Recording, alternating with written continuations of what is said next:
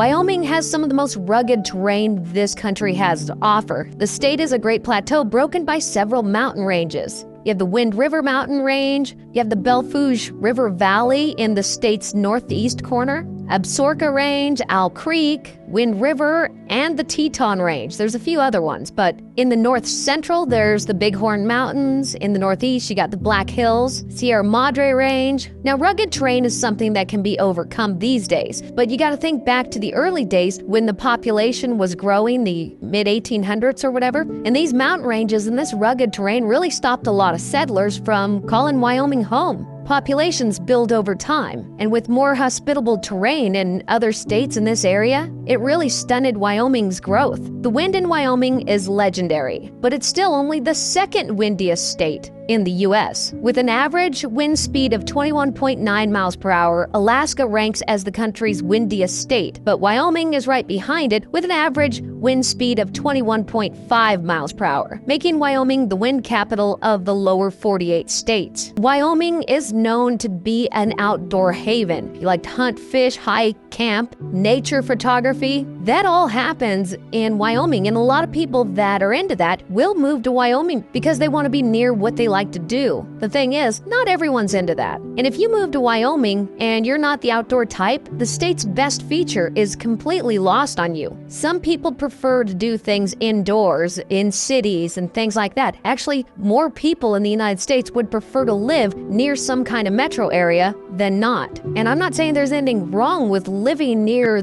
outdoor activities and forests and things like that. I love that. It's just most people in this country view camping the same way they view getting their wisdom teeth pulled. They did not have anything nice to say about their dating prospects in Wyoming. It was actually kind of entertaining to read all the different comments. One girl said she'd been going on this dating spree after a breakup, and she was on like Tinder, one of those things, and she went out on a date with a guy, and she ended up going back to his apartment, and everything was fine. Nothing really happened, she said, but like 2 weeks later, she went on another date. It was his roommate. She went back to the same apartment. A few months later, she had another date. It was the guy that lived below those two guys in the same apartment building. Now, if you just heard me say that and you're from Alaska, you're probably going, yeah, and why is that unusual? They have the same problem. So how does that affect the population? Well, a lot of people will move out if they don't really have a lot of dating prospects or the chance to meet a decent person to marry. That does bother a lot of people. A lot of single people and divorcees over the years have left Wyoming because of limited options.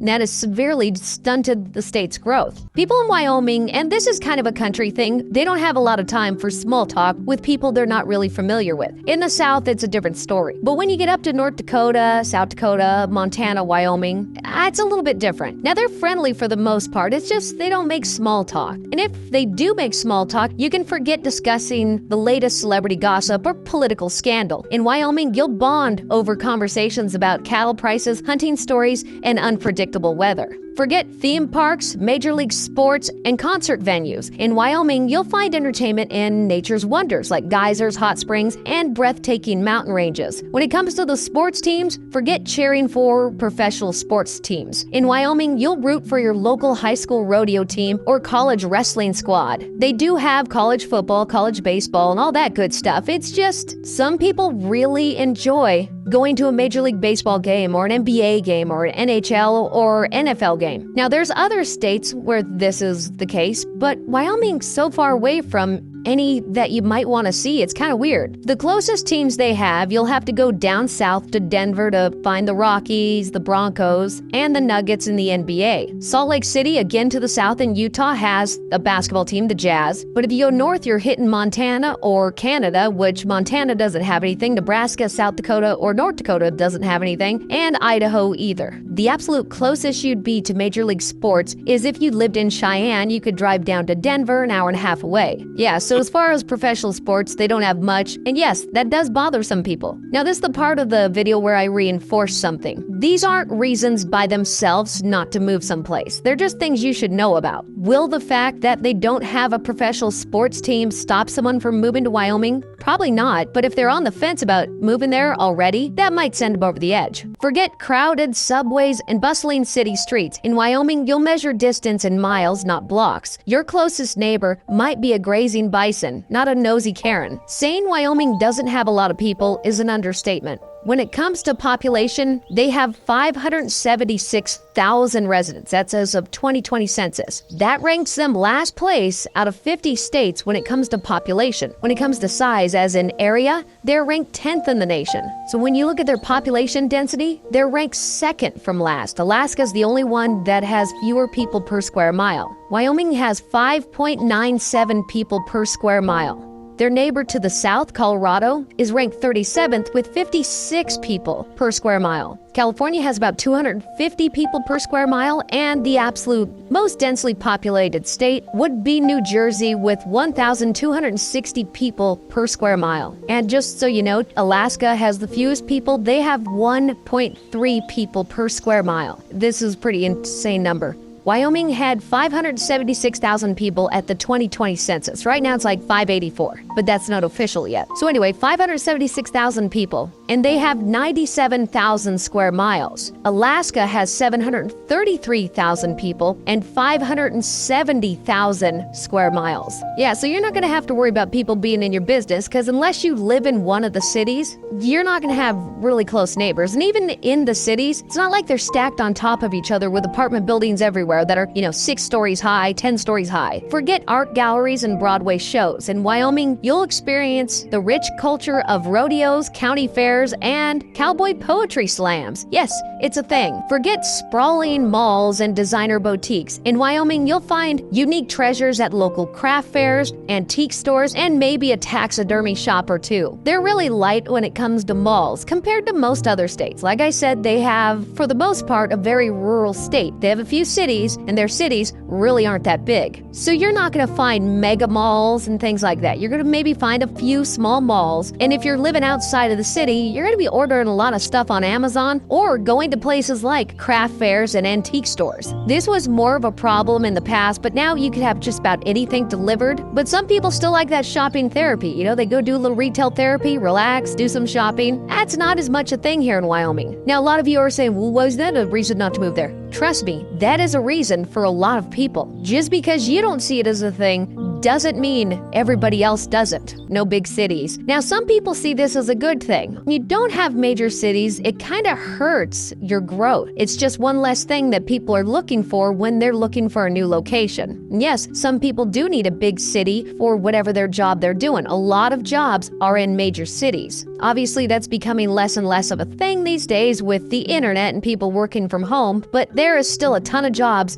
that you're only going to find in major cities. And this, back in the day, stunted the growth of Wyoming. Cheyenne is Wyoming's largest city. They have 65,000 people. That's it. No metro area numbers. That's their entire city. They're followed by Casper with 58,000, Gillette with 32, Laramie with 31,000, and Rock Springs with 23,000. They don't have a lot of people living here. Let me give you some comparison on population numbers from some other cities in the U.S. Los Angeles has 3.8 million residents. Now, their entire metro area has about 13 million. Portland, Oregon, where I currently live, they've got about 641,000. Denver, which isn't too far away from Wyoming, has 711,000. Denver's metro area has like 3 million residents. The closest major city to Wyoming is Salt Lake City, and the city itself has a population of over 200,000, with about 1.2 million living in the metro area. Now, since they don't have a lot of people, they really don't have a need for a lot of public transportation options. Forget subways, buses, and taxis. In Wyoming, you'll rely on your trusty steed, your pickup truck, for transportation, or your feet. In some of the smaller towns, yeah, people still ride their horse into town. It's not a very common thing, but it does happen, which is very interesting in this day and age. And that's the really small towns. If you're used to like New York City nightlife, Miami, Los Angeles, Las Vegas, yeah, Wyoming's gonna be a little light when it comes to the nightlife. But not everyone wants to live that life in New York, Miami, Los Angeles, or Las Vegas. Some people do just like going out someplace and having a few beers with their friends, and that's the type of nightlife you will get in Wyoming. So like I said at the beginning of this video, it's not for everyone, but it is for a lot of people. So keep that in mind. Things are gonna slow down a little bit if you move to Wyoming from a major city. In Wyoming, you'll experience all 4 seasons in a single day, from scorching summer sun to blizzards that could bury a small town. Hawaii's probably the only state that has weather shifts more extreme than Wyoming. Wyoming is known for having bitterly cold winters. With all the mountains and just about any place in that state, you're gonna get a good amount of snow. Snow's just half the problem. The wind is legendary in Wyoming. With an average wind of 21.5 miles per hour, Wyoming is the second windiest state in the U.S. Wyoming has a semi-arid and continental climate that's drier and windier than the rest of the country, so this gives it more dramatic temperature swings. When you look at the 10 states with the lowest average temperature, Alaska is 28 degrees Fahrenheit, North Dakota is 41, Minnesota is 41.8, Maine is 41.9, Wyoming is 42.3 degrees.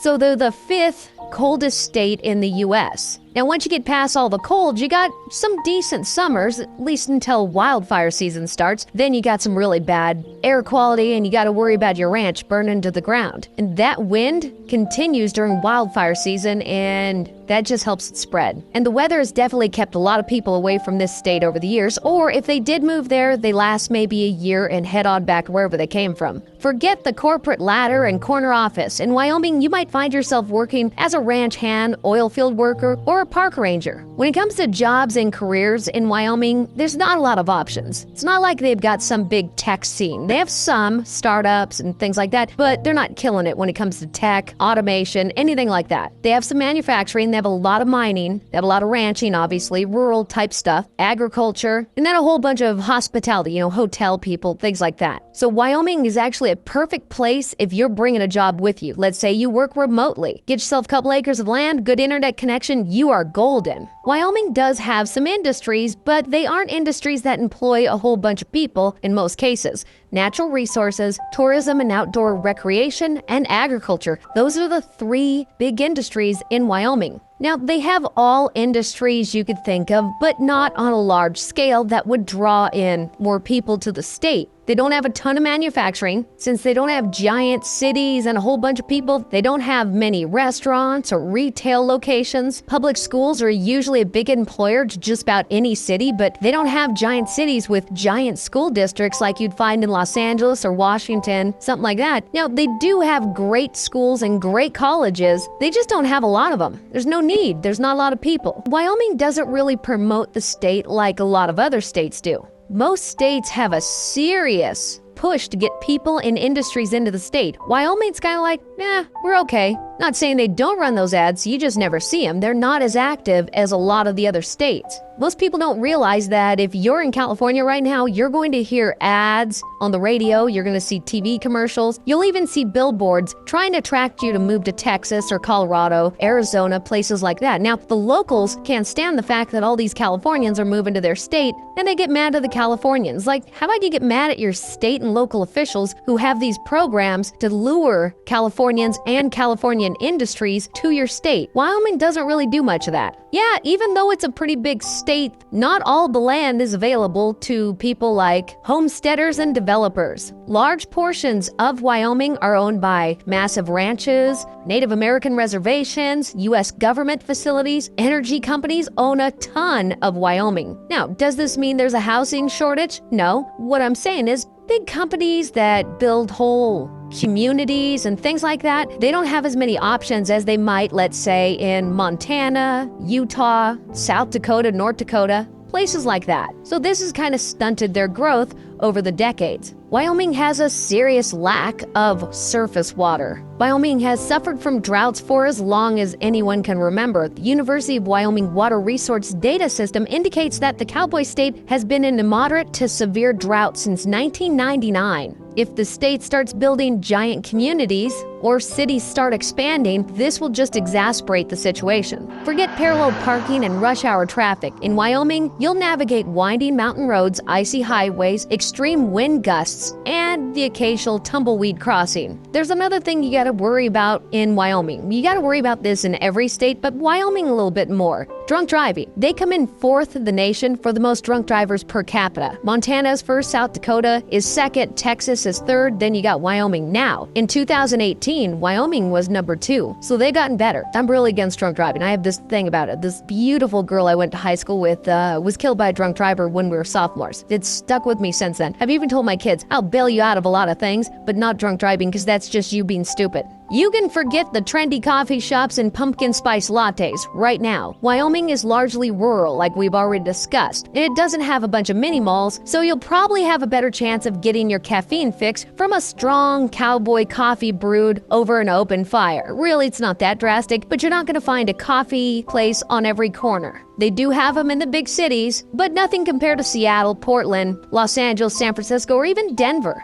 That, for a lot of Americans these days, is a daily ritual, going to get your coffee. It's not as much the coffee's that good, it's just the act of doing it. And if you move to Wyoming and you're outside of town, Starbucks is kind of hard to come by. Wyoming's not crowded at all. They have a population of 577,000 residents. That's not a lot of people, especially for a state that is actually ranked 10th in size. They almost have 100,000 square miles in Wyoming. The population density is 6 people for every square mile. The only state that beats them is Alaska, with only 1.3 per square mile. But Alaska's a different situation because it's just huge and nobody lives there. Give you an example how it is compared to other places in the United States. New York City has 27,000 per square mile. That's a lot of people. That's the city. The state of California has 254 per square mile. That's the whole state of California, and keep in mind, California has a whole bunch of desert that only hermits and weirdos live in. Definitely, Wyoming's the type of place you want to call home if you want to live in peace and quiet. More than a few Hollywood heavyweights have bought homes in Wyoming, and I think the fact that they're a little light on people is why they bought those houses. Cowboy hats are not a fashion statement, they're a survival tool in most of Wyoming. Be prepared to embrace the Wyoming tuxedo, that's jeans and a flannel shirt, as your daily attire. Yeah, this isn't a place for high fashion. Again, they have some small cities, but for the most part, it's rural, so that's what you're going to find. People wearing denim, people wearing flannel. So if you're coming from Southern California, where you normally wear a t-shirt, shorts, and some sandals, this might be a little bit of a culture shock for you. Again, will this stop someone from moving there? No, it's just something you should know about before you do move there. Yellowstone National Park isn't just a tourist attraction, it's your backyard if you're living in the cowboy state. Be prepared to share your morning jogs with a moose or have a staring contest with a pronghorn antelope. This is something you should be aware of. Obviously, dangerous animal encounters are very, very rare, but there is that possibility. Here's a list of some of the animals you have to worry about when you're in Wyoming: rattlesnakes, bison, grizzly bears, black bears, wolves, and elk. And if you don't know,